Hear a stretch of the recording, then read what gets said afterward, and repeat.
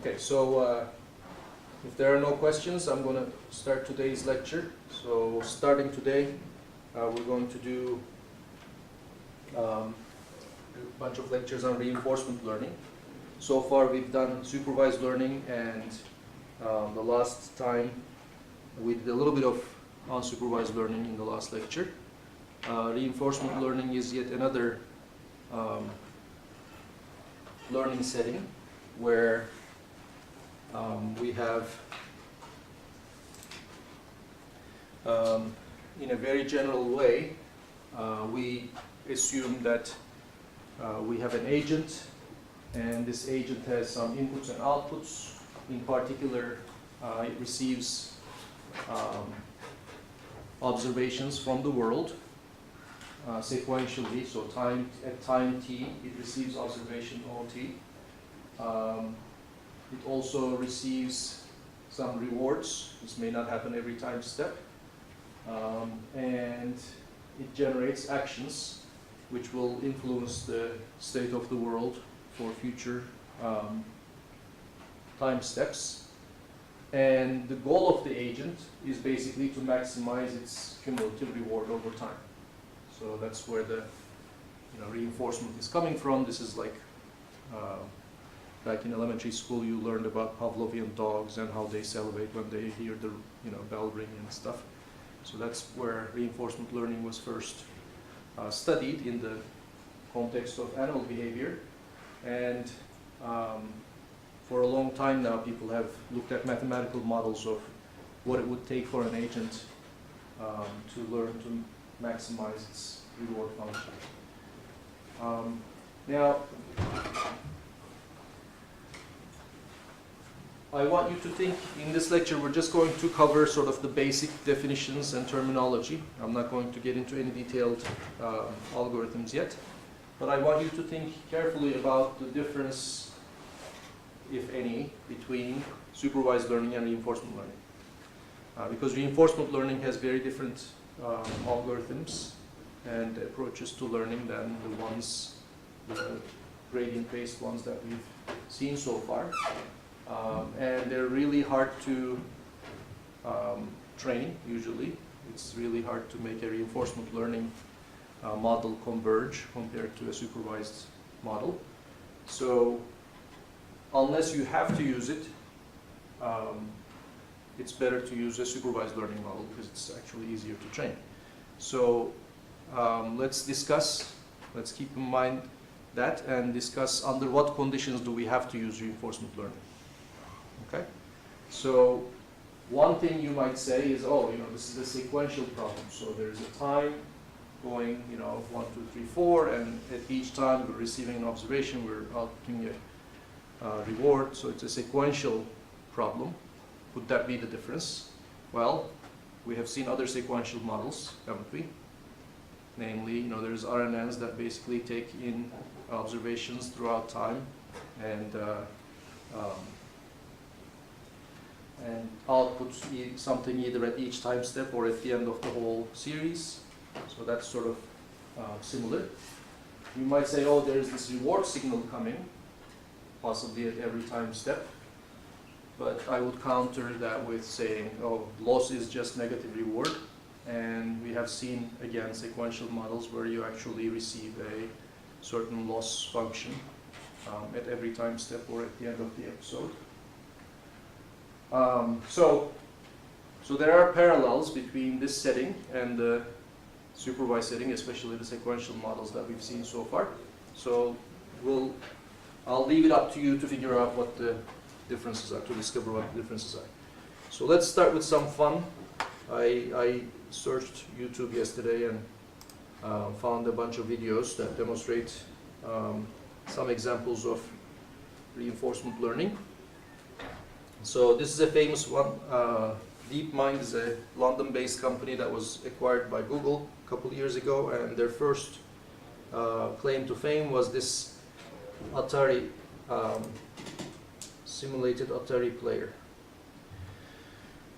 So this is one of the games that they tried to train an agent using reinforcement learning. They tried about 50 200 different games of all Atari consoles. And as input to the agent, they basically give raw pixels. So the agent doesn't know what the pixels are. So have you guys ever played this game, Breakout? So you're trying to knock out the bricks in the wall. So the agent basically doesn't know what the game is about, is the point, right? So it doesn't know that it's actually moving the guy at the bottom. It doesn't know how the ball moves or whether it moves. It doesn't know what the bricks are. It doesn't know anything, right? So it just has a bunch of pixels as input. And as output, on the action side, it has the joystick moves, left, right, front, back, right? So that's the all outputs that it has. But it actually doesn't know what that joystick moves are doing. So it doesn't actually know that the joystick is moving this guy, for example. And as reward, the only reward signal is the increasing score. That's basically the only reward. So this is after a bunch of playing. It actually starts playing in a superhuman level. And one thing that the writers did not discover is this strategy of sending the ball up top, so that it actually starts cleaning up the top of the wall, digging a tunnel through the thing. So in about, I forgot how many hours the training was. Let me see.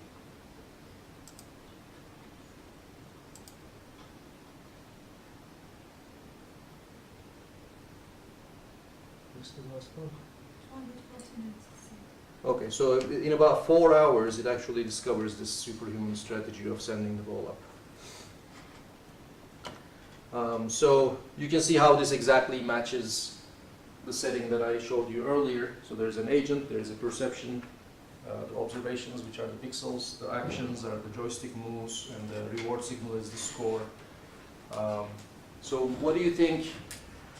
Why do you think these guys used reinforcement learning and not just some regular supervised learning?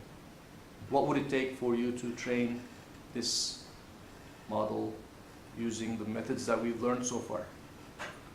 We should have known the environments more, so we can generate a lot of examples. We already have the simulator, so we can generate as many examples as you want. But a human player should play 4 hours to generate all the examples. Why do you need a human to play? We don't have labels, it sounds supervised.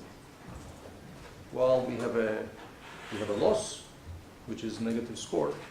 Okay, but Isn't that what the labels are for? no, it's lost. We don't have the true wire goals here. What's the wire? Okay. So, and when you refer to y, what are you referring to exactly? Actions. Actions. So you don't have the gold actions. So you know that sometimes you receive positive score, but you don't know exactly which actions actually cause this. So at every moment in time, you don't have the right action to take, left, right, or nothing, right? So that's a good point. So if we did have that, if we had a perfect human expert playing this game and doing the right action at every moment in time, then we could easily train a convolutional neural network, let's say, that will actually look at the scene and generate the right action based on those examples. One problem is we don't know what those actions are. Okay? Okay, so let me counter that with saying, let's take a sequence classification model. We have an RNN like the IMDb example that basically looks at a sequence and classifies something at the end, right? So in that model, I also don't know what the correct intermediate actions are. So at every time step, I'm actually taking some input, generating some output, but nobody looks at it. It doesn't affect the loss, right? Only at the end, I generate a classification, and only then I receive the Y gold and the loss.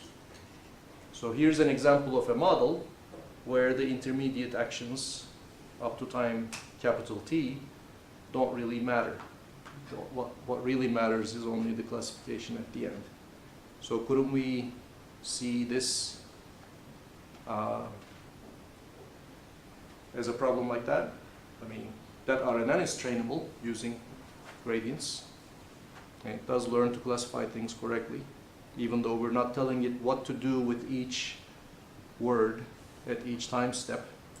The correct action to take after each word is not specified. Only the thing at the end is specified. So why is that not analogous to this? You have to know the action at each time step here. It makes a prediction at each time step.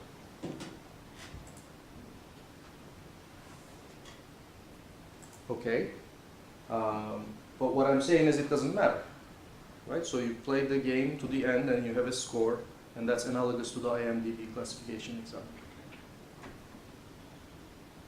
So in the IMDb's classification, I do not specify the hidden states after every time step as gold hidden states for you. You're free to choose your own hidden states as long as it basically reaches the end and gives you a... So there is one more subtle difference between these two examples that prevent us from using a regular RNF. Can anybody?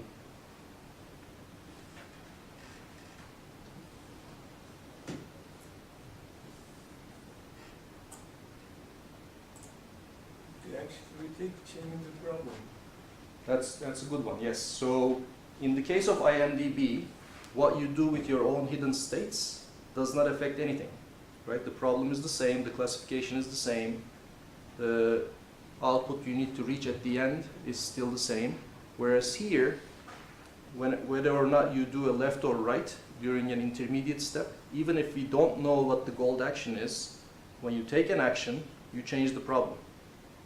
Because the bar moves some way, and then the future, your whole future actually changes. So the environment actually reacts to you. In all of the sequential modeling problems that we've seen so far, there is no such feedback from the problem. The problem is always fixed. You're just trying to retrain yourself, right? So the IMDb story doesn't change based on whether or not you like a particular word. It's still the same story. So that's another difference. Okay? Okay, here's another game.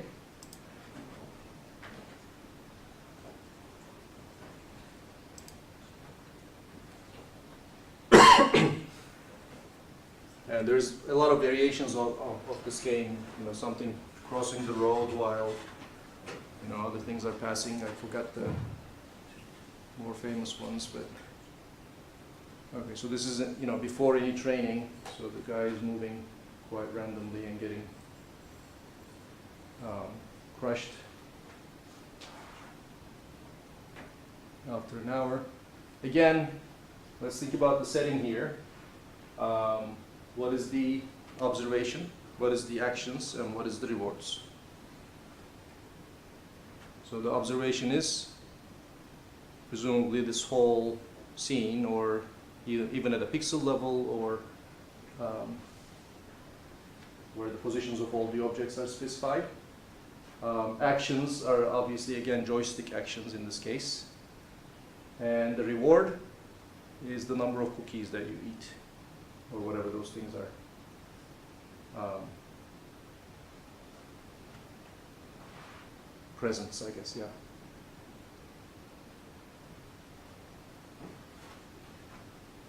And at some point it's going to start playing, well, I guess it's already there, yeah. You know, at a superhuman level again. Here's an application to training a robot, learn a new skill. So we're trying to flip a pancake in a pan. And this is the type of stuff Boris Hoca works on.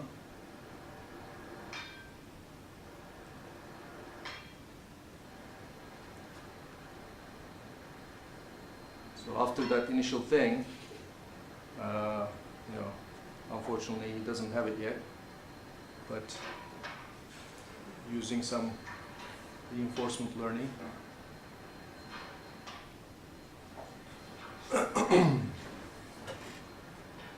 Now, doing this in a physical environment is actually difficult, because every time you have to actually get up from your chair and put the pancake back and stuff, so it's much easier to train these things if you have a virtual simulator. You probably have regrets. Yeah.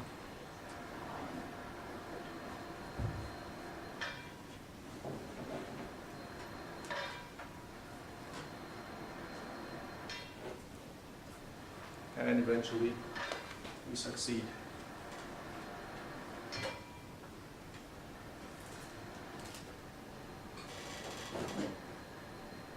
This is actually quite fast. Learning in 50 trials. I don't know what that number would be for a human, but 50 sounds, pretty good to me. This you may have seen elsewhere, again, DeepMind, this time having agents learn to walk. So these simulated agents actually have real mass, springs, muscles, but they have no control in the beginning, and the only goal given to them is basically to move forward. So they have to learn how to move their arms and legs in various situations for different body types. And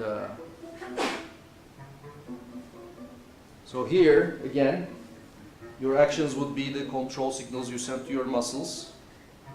Your observation would be basically, where you are in the world, I assume. And the reward would be basically +1 every time you make progress forward, right? For a particular set of units. Now, this arm pumping thing is interesting because they all discovered that. So apparently, if you don't have any energy cost, actually pumping your arms to propel yourself forward seems to be a good idea. I mean, we don't use it because it actually takes a lot of energy, but these guys don't care, so they all discovered it.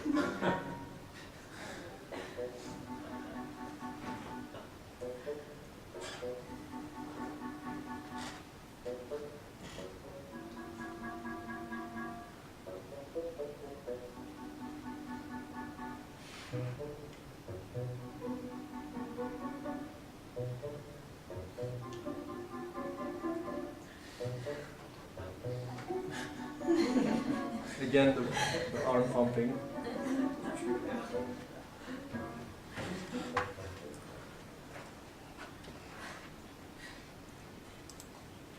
And my final example is AlphaGo. I mean, there is not much graphical here, so we can skip this video, but games obviously have been a big target for reinforcement learning, and that's how we were able to beat the world champion in Go, by combining deep learning, Monte Carlo tree search, and reinforcement learning into a single system. Okay, so I'm going to use mainly David Silver's lecture notes for us. Here's his page. I gave you a link, so he has a nice 10-lecture class introducing reinforcement learning. Has videos on YouTube as well. In addition, we're going to use the classical Sutton and Bartow textbook. It has a new second edition with an online draft freely available. Again, a link has been included. So today we're trying to cover the introduction in chapter 1, and maybe talk a little bit about these Markov decision processes, which is chapter 3, which I noted here. All right, so any questions so far? You haven't said much. There might be some confusion how we ordered these three things with time subscripts. So in the book and in the slides, the convention used is basically at each time step we have AT, OT, and RT in that order. So you take an action, you receive an observation, and you receive a reward. And you can think of the environment also as a, another agent responding to you out there. So the environment receives an action AT and then provides you with OT plus 1 and RT plus 1. Some definitions. History is easy. History is basically the observation, reward, action triples for all time steps that we've seen so far. So we're going to call that the history. So all the observable variables up to time t. And typically we're going to choose our next action based on some function of history. State is a bit more complicated, not more complicated, but there is multiple meanings of state in the reinforcement learning literature, so we have to be careful about which one we're talking about. But basically, any function of history can be used as a state. One thing we're going to distinguish is the environment state versus the agent state. So in some problems, the agent will have access to all the information in the environment. That's the setting that we're going to study first. But in some cases, the agent may not access everything in the environment. What are some examples of this? A robot with sensory information has only a noisy view of an incomplete part of the whole environment. It doesn't see its back, and whatever it sees fuzzily, doesn't know where exactly everything is. So that's the situation where some information in the environment state is not present in the agent's own perception. Another example is imperfect information games like poker. So when you're playing poker, you know what your cards are, but you don't know what the opponent's cards are. So that's also an incomplete information. So the environment state actually includes everything in the environment. If we had perfect information, we would have access to it. But the agent state doesn't necessarily include all of that information. But one thing that we know that the agent has access for sure is the history, observations, actions, and rewards. So we can basically design the agent state as any function of these things. So any questions about the environment versus the agent state? Another concept about states is a Markov property, I should say. So as you've probably seen in other subjects, Markov property means the present determines the future exactly independent of the past. Okay, so whatever state you're in right now, ST, the probability distribution of ST plus 1 only relies on ST, and nothing that actually precedes ST makes a difference. So ST basically has all the information you need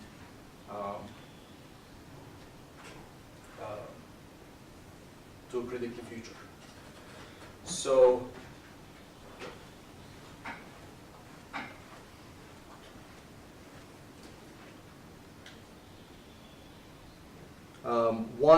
a couple of examples, I guess, is that environment state is Markov.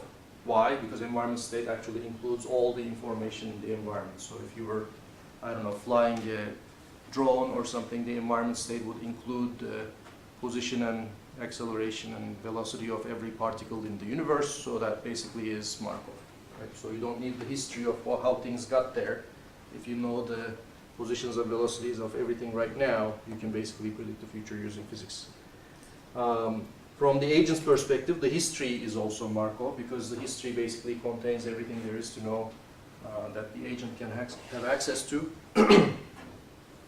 So if you use the whole history as the agent state, that would be a Markov. So just to drive this home, let's do a little exercise. So you guys are going to be simulating the mouse, and we're going to think of what decisions would you make as a reinforcement learning animal given different notions of state. Okay, so you're the mouse, and then you basically, in the first row, you see two lights. You press a lever, you hear a bell, and then you get electric shock. Okay. In the second sequence, you hear a bell, there is a light, you press the lever twice and you get a cheese. And in the last one, you press the lever, you see a light, press the lever again, hear the bell, and now the question is, what do you expect to see? Right?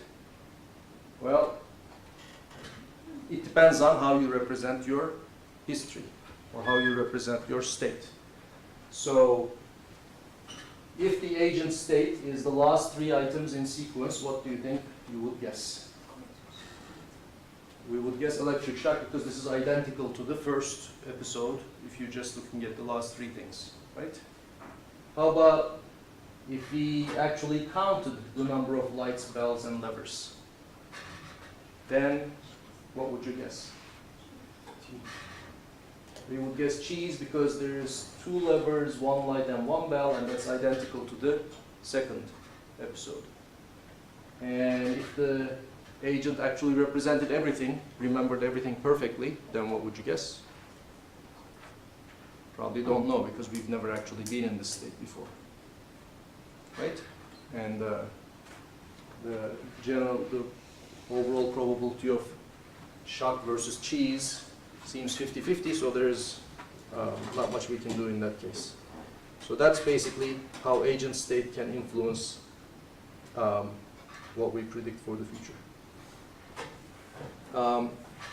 An important subclass that we're going to study, as I mentioned, is fully observable problems where everything is known by the agent, which means the agent state and the environment state and the observation are one and the same. We know everything at every point in time. So that makes this problem a Markov decision process, which we will define more carefully in the upcoming lectures, and then learn how to solve it and how to learn in it. The alternative is the partially observable, or POM-DP, partially observable Markov decision processes. This is where the agent only indirectly observes the environment and doesn't have access to all the information. Now, if that's the case, then again we have the problem of designing what state our agent should use, and there are some standard things that people do. So we can basically say, okay, my complete history can be used as the state. Maybe this complete history passed through some RNN can be used as my state. Another representation is basically my beliefs of what the environment are.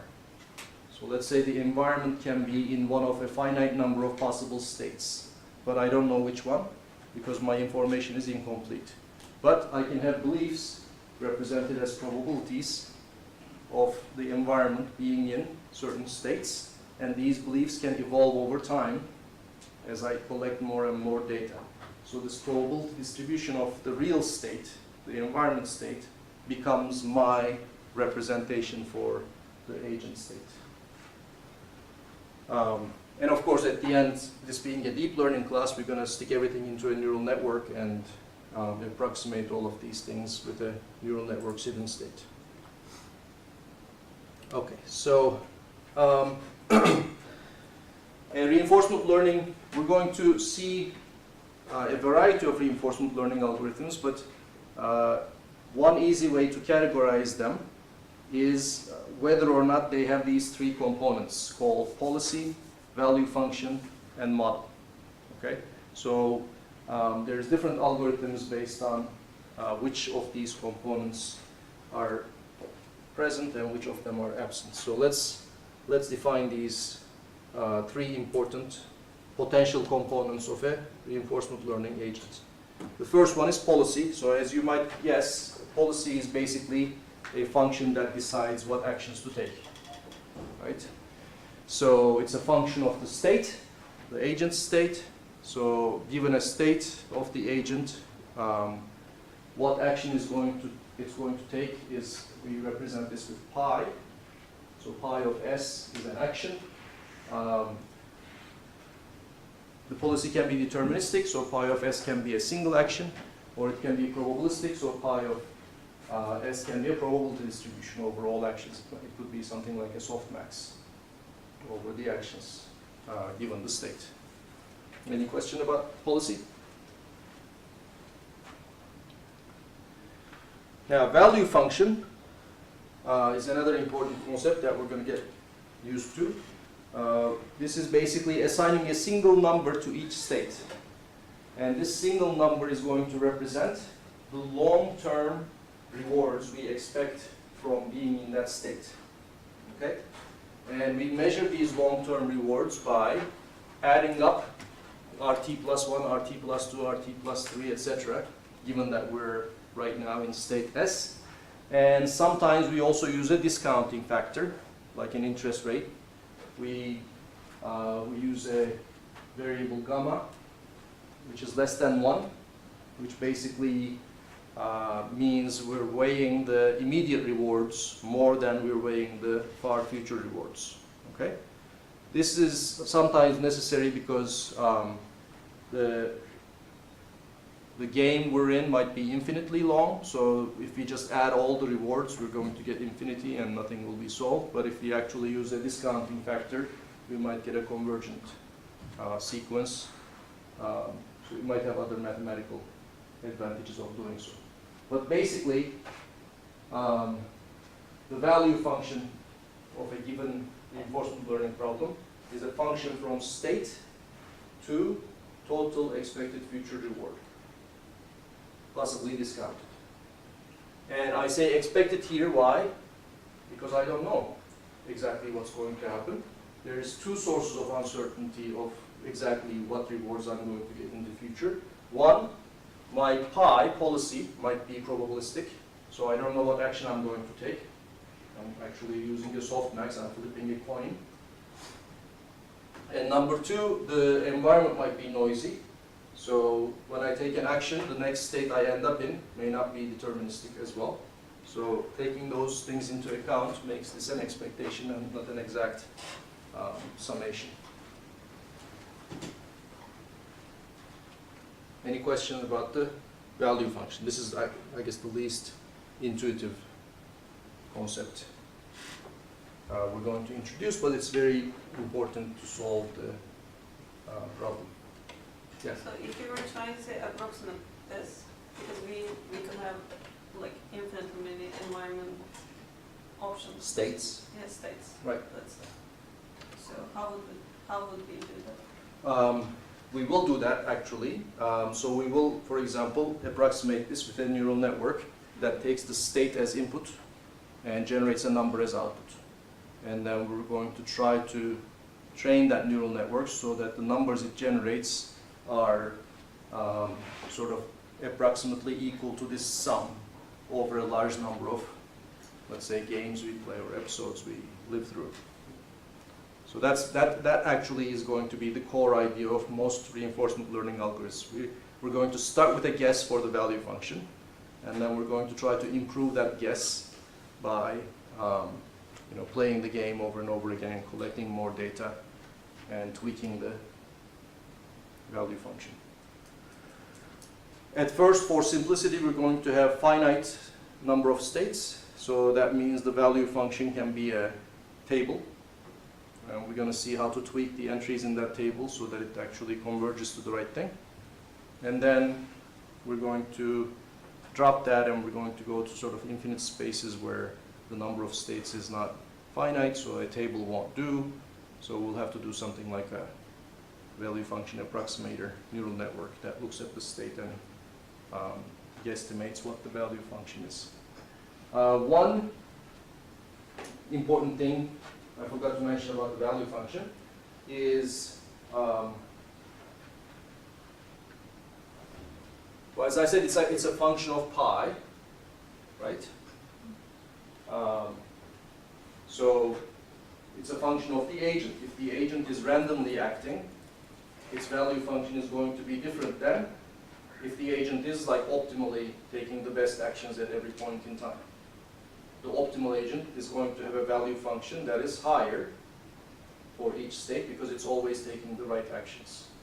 So the value function is definitely a function of the policy. And we'll also see the following. A value function, we can actually have an agent that just has a value function represented, and not a policy. What does that mean? How does that agent behave? Well, if an agent only has a value function, or some approximation of this value function, it can look at all of its possible actions and which states those actions are leading to, and look at its value function for all of those states and jump to the highest one. So in that sense, a value function also gives you a way to behave, right? So if you basically have some sort of value assigned to every state, then you also have a policy that you can induce from that. So I said two things. Basically, value function depends on a policy. So given a policy, you can compute a value function for it. And given a value function, you can actually compute a policy that optimally uses that value function. And one of the simplest RL algorithms is to do this over and over again. So start with a random policy or random value function, and then derive the other thing from it, and then go back and forth until you converge. And that's going to be like the first algorithm we're going to see.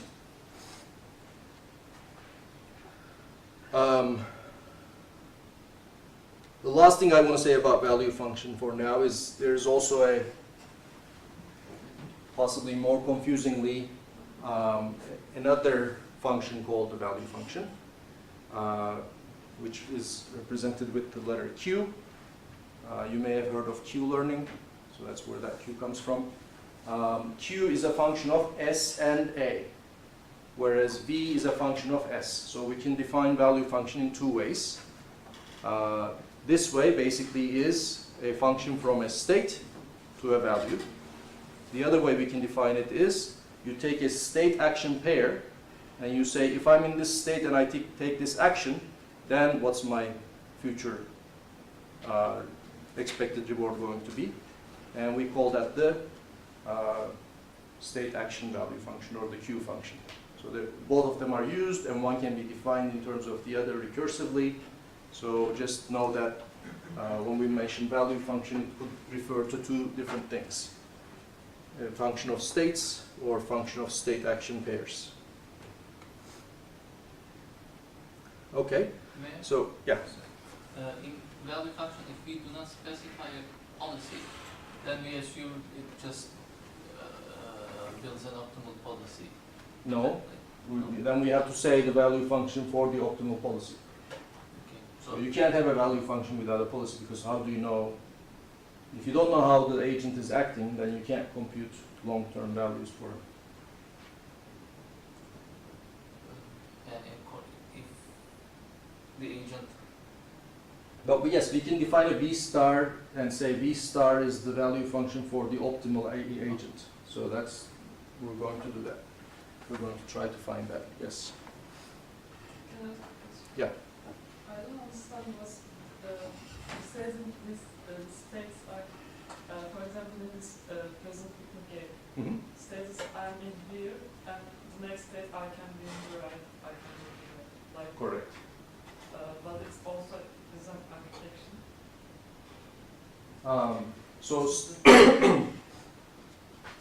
So what is the state for that game, you're saying, right? So the agent state is, in that game in particular, the state space is huge. The environment state is basically the whole state of the game.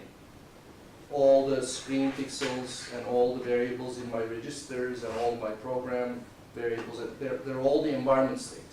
Now the agent, you decide what the agent is going to represent the state as. Just like our mouse and cheese example, the agent can only look at its position, or can look at the last 10 actions and rewards and observations it got, or it can basically say, I'm going to list the closest 10 objects to me and their positions and types, right? So each of these things is a valid definition of state. So you get to decide as the designer of the algorithm what the agent should treat as state.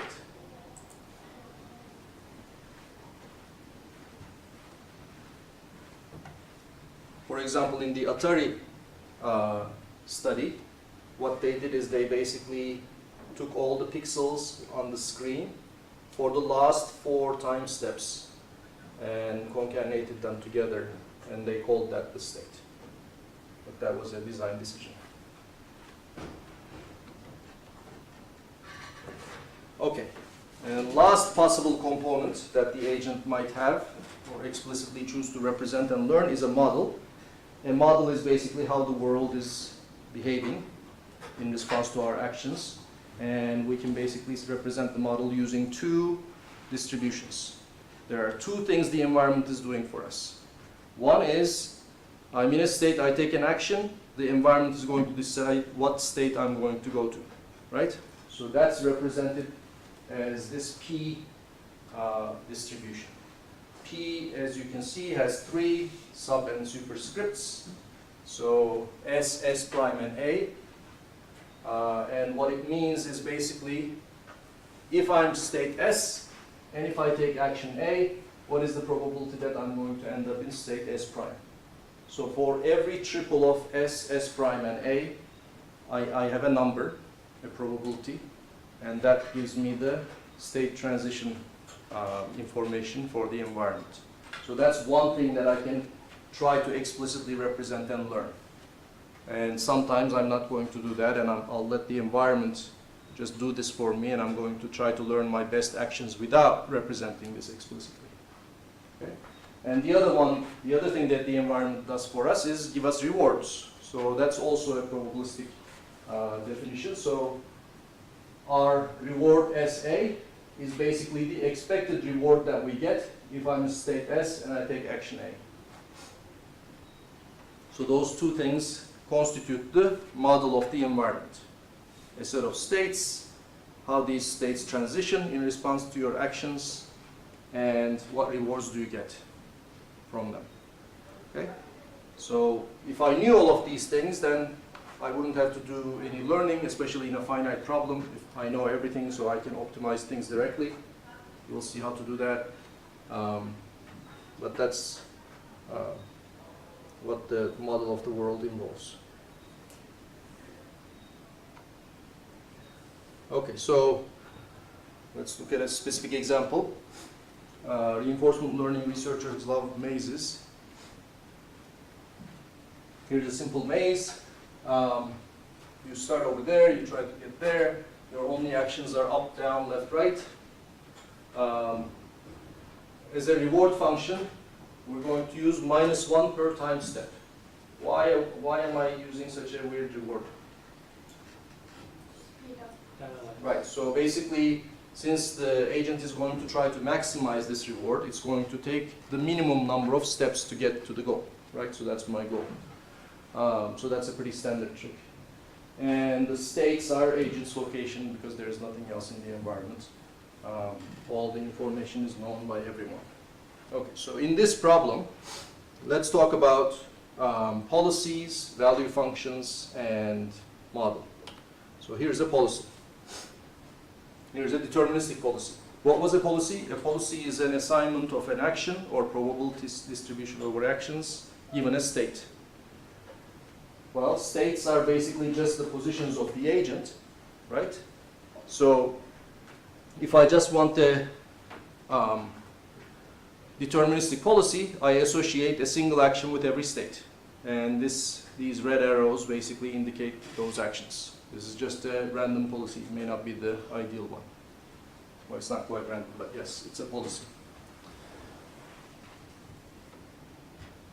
If I had a non-deterministic policy, then I would have to say, I would have to put 4 arrows in each box and then write numbers, probabilities next to them. Okay, what's a value function? Here's a value function for that policy that I showed you earlier.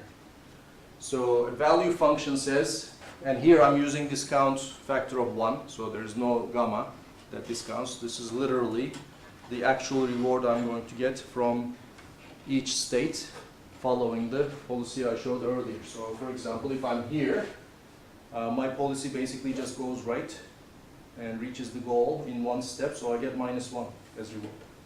And if I'm over here, then I get -24 because I'm 24 squares away from the goal. So this would be the simple value function There's no uncertainty, so the expectation just disappears, and there's no gamma, so it's basically simply adding all of the rewards I get in the future. Yeah. In this case, it seems that the value function seems to propagate till the worst state. I mean, the cost of being there is 24. Right. But you would never be there normally. Yeah, but what I'm trying to say is that the agent may not have enough experience to assign this value to the last state. I mean, it may be the case that the earlier states may have higher cost or lower reward than the last state. So from a learning agent's perspective, this may not be an easy table to get to. But right now, I'm only saying, mathematically speaking, you, as the machine learning student, should be able to take this policy and the definition of the problem and generate this value function from that policy. Okay? So look at this policy where the minus 24 is.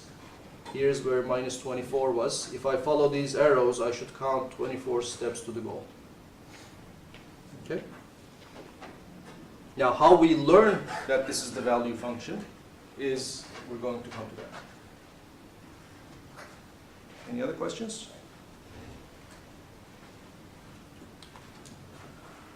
So what would a model be for the maze example? I mean, it's not a very sophisticated example, so it may not be very obvious, but what was a model? A P distribution and an R distribution. P basically said, if I'm in S and I take action A, what is the probability that I go to S prime? Well, that's basically given by the positions of the cells in the grid. There is no uncertainty. So if I'm in a cell and I want to go right, then with probability 1, I end up in the cell to my right. Right? So there's a very simple P there. And R, again, if I'm in state S and I take action A, what is the reward I get? The answer is -1 for all states and actions, because that's the way the problem was defined. Any questions about model? I mean, this was a too simple a example to introduce a real model, but that's the definition. So as I mentioned before, we're going to define reinforcement learning agents that only use or explicitly represent the value function, which we call value-based algorithms, or only represent the policy function, which are called policy-based algorithms.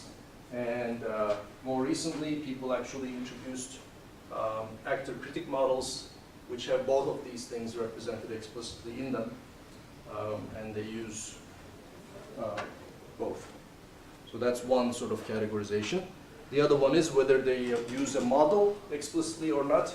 So at first, we're going to start with model-free reinforcement learning. So we have policy and/or value function represented, but no model. And then model-based agents actually also have an explicit representation or approximation to the environment model. So here is the sort of a giant set of different reinforcement learning algorithms that we're going to see, and categorized based on whether or not they have value function, whether or not they have policy, whether or not they have model.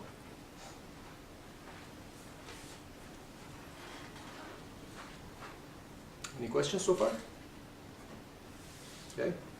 What's actor Actor critic has both a same value? has an explicitly represented policy and explicitly represented value function. What about the model? There's no model. That you can define a model-based or model-free actor critic.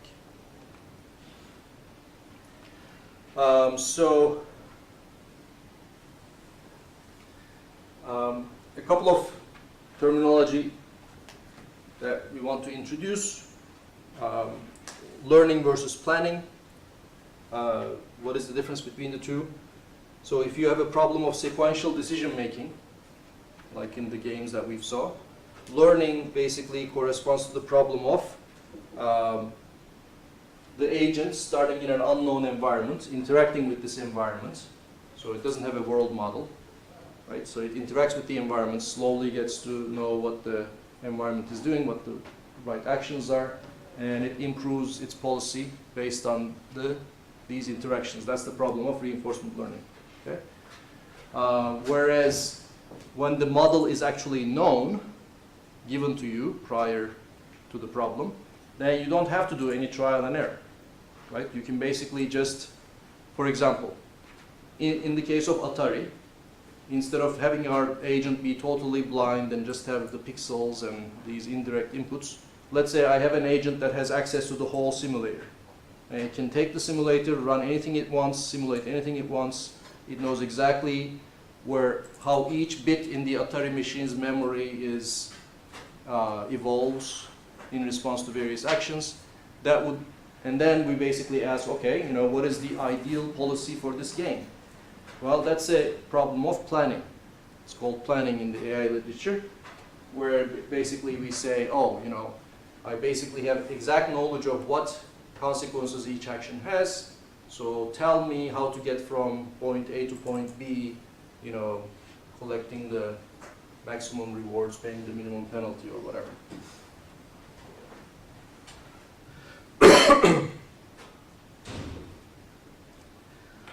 So, to summarize, if you don't know what the environment is, it's reinforcement learning. If you do know everything about the environment, then it's called planning. And they have different algorithms. So here's the Atari example. So one interesting example that I would say is Go. In Go, everything is known. It's a fully perfect information game. So I could solve Go using planning. And in fact, people have tried to solve chess using planning. Planning in the case of chess means game search. So you basically have an initial state, you have a number of legal moves, and then the opponent has a number of legal moves in response to each of these things. So there's a giant tree. So I do a search in that tree, and I can tell you exactly what the optimal move for the opening of white is. Except the tree is too big, so we can't usually do that. So we try to do approximations of this by going a certain depth or randomly choosing certain moves to explore. So the reason AlphaGo required reinforcement learning rather than just doing a search in a world where everything is known is basically the search tree was too big.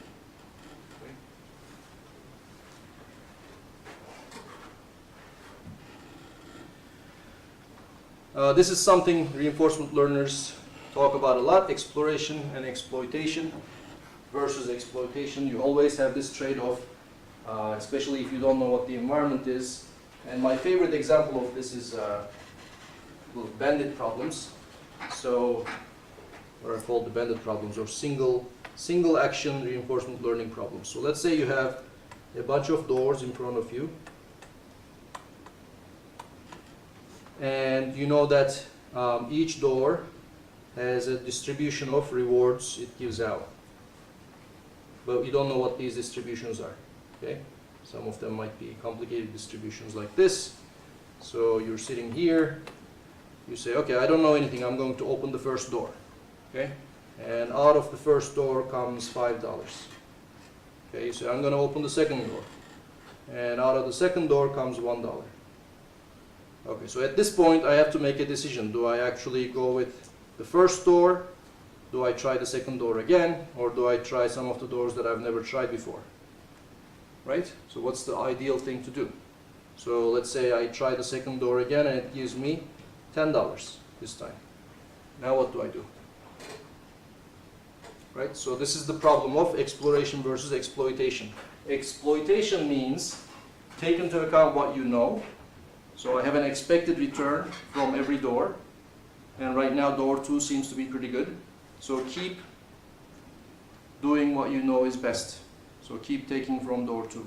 But obviously, a purely exploitation type of model is not ideal, because there are some of these doors that we haven't even looked at, and maybe they give you $1,000, right? So this would be like a boyfriend or girlfriend who always wants to go to the same restaurant because they have this one dish that they like. Okay, so that would be the pure exploitation type of agent. Never try anything new. Now, pure exploration type of agent is also non-ideal, because okay, it will actually encounter everything in the world, but it won't actually take advantage of this information to benefit itself. So there's some balance in between, and to find that balance is a whole branch of learning literature.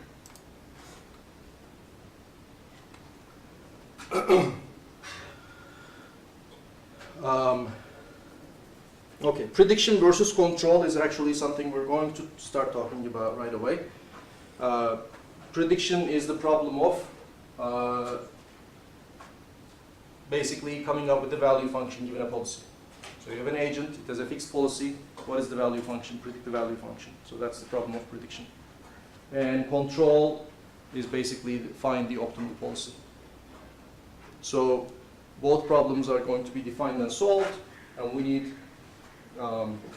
both of them. In particular, one of the simpler ideas that I gave you, which was, start with a random policy or random value function, and given the value function, find the best policy for that, and then given that policy, find its value function, go back and forth, etc.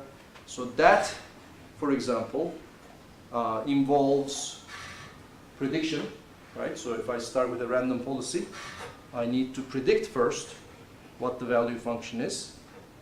And then once I can predict the value function, then I can say, oh, if this is my value function, could I have done better?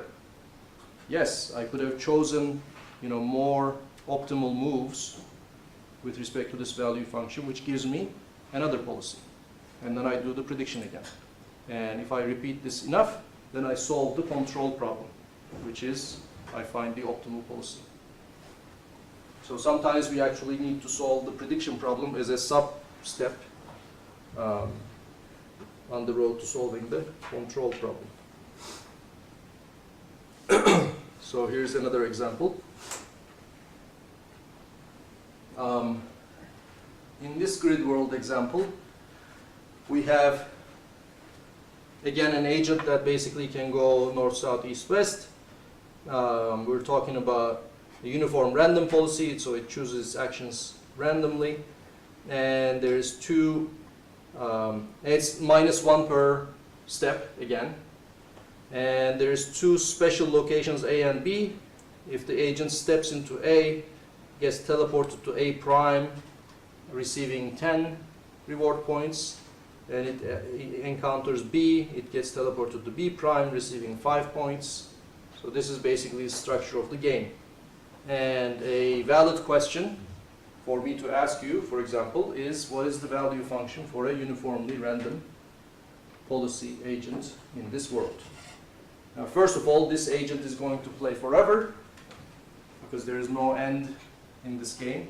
So we will have to use a gamma, some discount factor. Otherwise, we're going to get either plus infinity or minus infinity, right? And for some selection of gamma, for example, B is the right answer, and you're going to learn how to calculate that.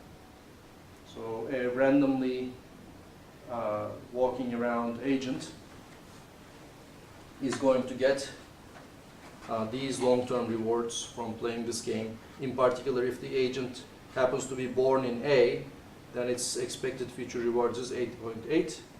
But if it's born in this corner, its expected future rewards is -2. If you keep playing this game. Questions?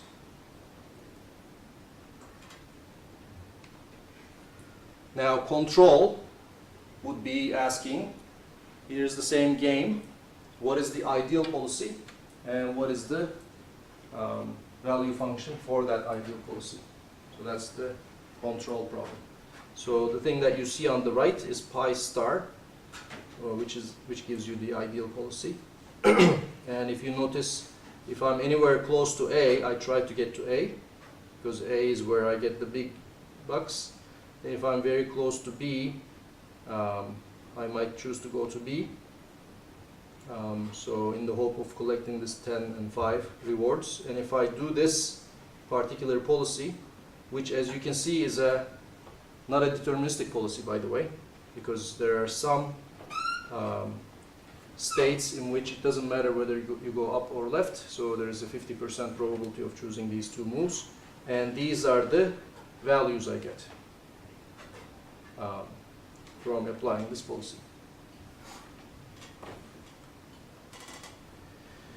Okay, so that was the basic summary of reinforcement learning concepts, and we're going to try to cover some basic algorithms, and then more importantly learn how to apply deep learning to these algorithms to solve large-scale problems. Any questions? Yeah. In the last grid word example, what will be the terminating condition for the? It doesn't have to terminate. I don't think it terminates in this case. Writing the code, so to get this, the policy, not the necessarily values, but the optimal policy. So in which stage you need to stop agent experiencing the You don't have to. There could be problems where the agent keeps going on forever, right?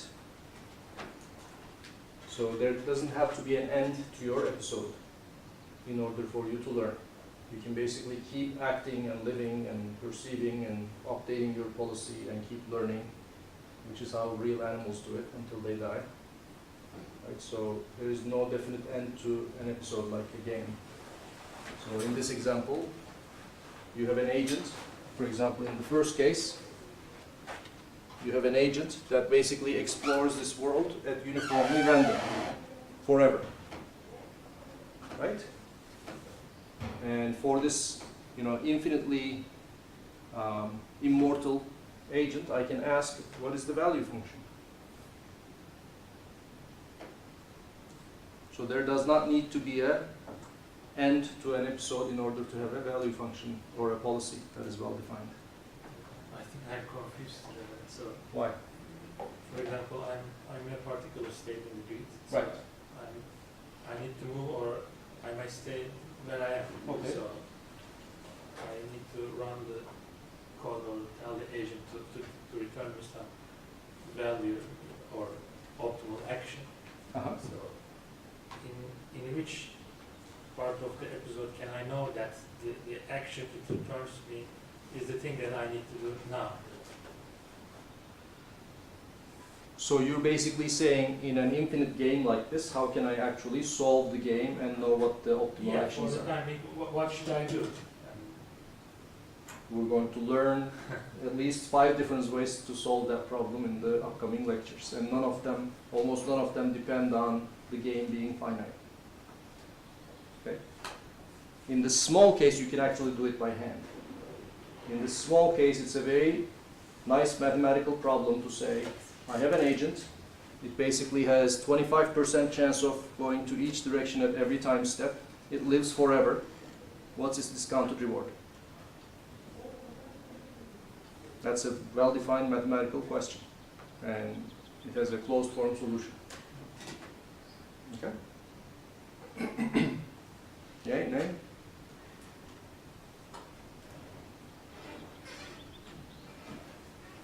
So, for example, you may have seen Markov processes in an earlier life, where we have state transition probabilities in a matrix, right? So what is the probability of going from state 2 to state 3, etc.? So imagine such a matrix. And then you can ask questions like, what's the equilibrium of this thing? If I let it run forever, which states am I going to end up in with what probability? Right? So we know how to solve this problem. We keep taking the powers of this matrix.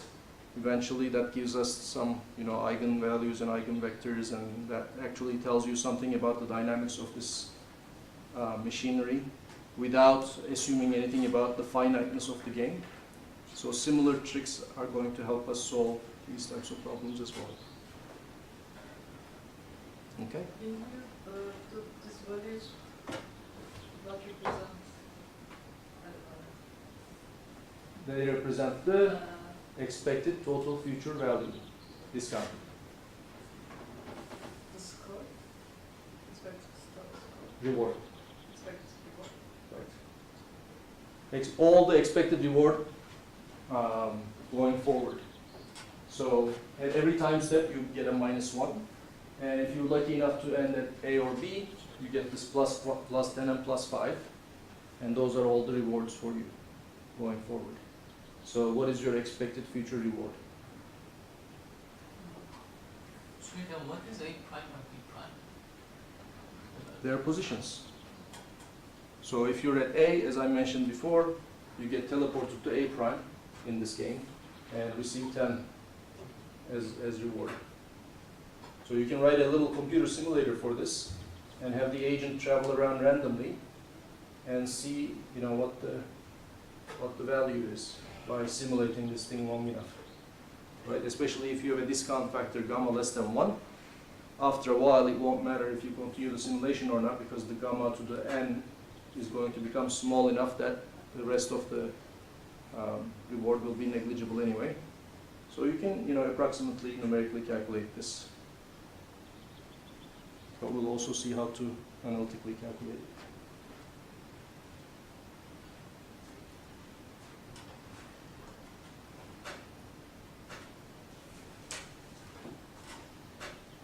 Any other questions?